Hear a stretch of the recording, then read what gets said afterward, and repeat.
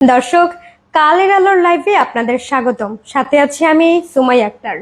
দর্শক, 1 বছর আগে বড় বোনকে হারিয়ে যে ছোট্ট হৃদয়ে নেমে এসেছিল গভীর শোক, সেই তাহসিনের মুখে আবার দেখা মিলেছে প্রাণ খোলা হাসির।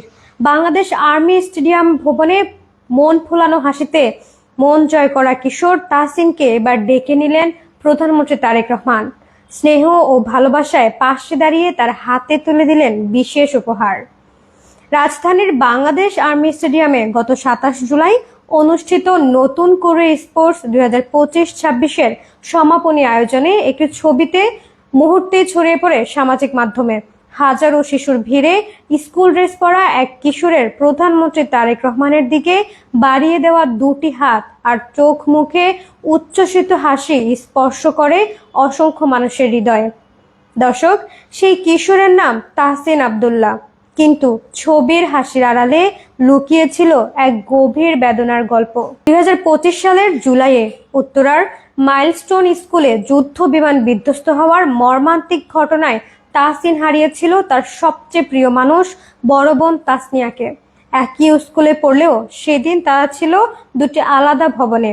তাহসিন তখন 6ষ্ঠ শ্রেণীর শিক্ষার্থী আর তাসনিয়া পড়তো 8ম শ্রেণীতে। যুদ্ধ বিমানটি আছড়ে পড়ে তাসনিয়াদের ভবনে।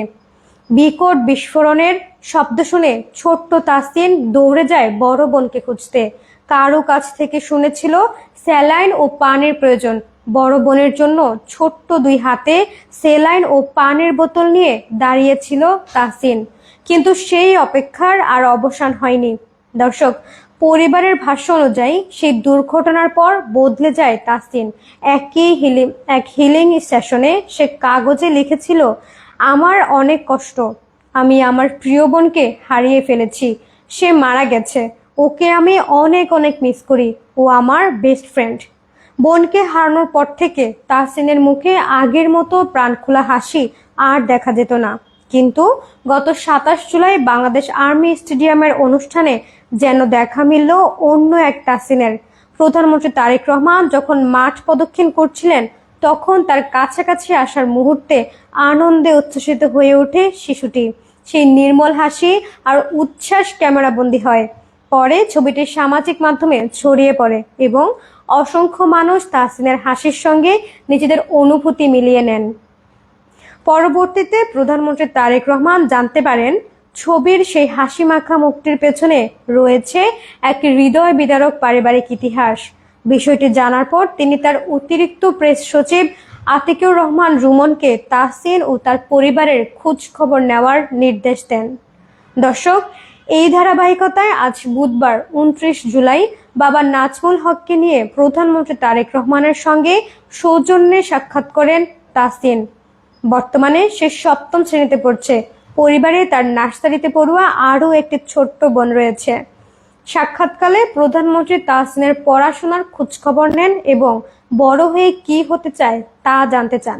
তাহসিন জানায় সে বড় হয়ে একজন সফল ব্যবসায়ী হতে চায়।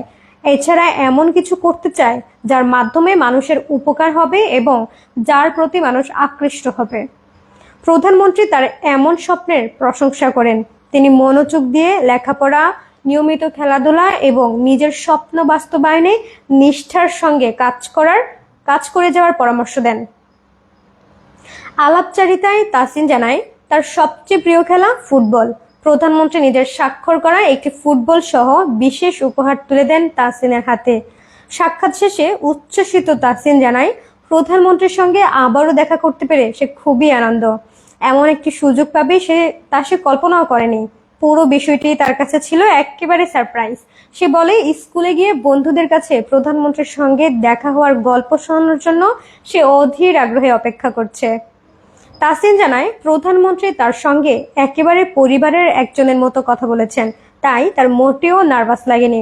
প্রধানমন্ত্রীর কার্যালয়ের কক্ষও ঘুরে দেখেছেন সে।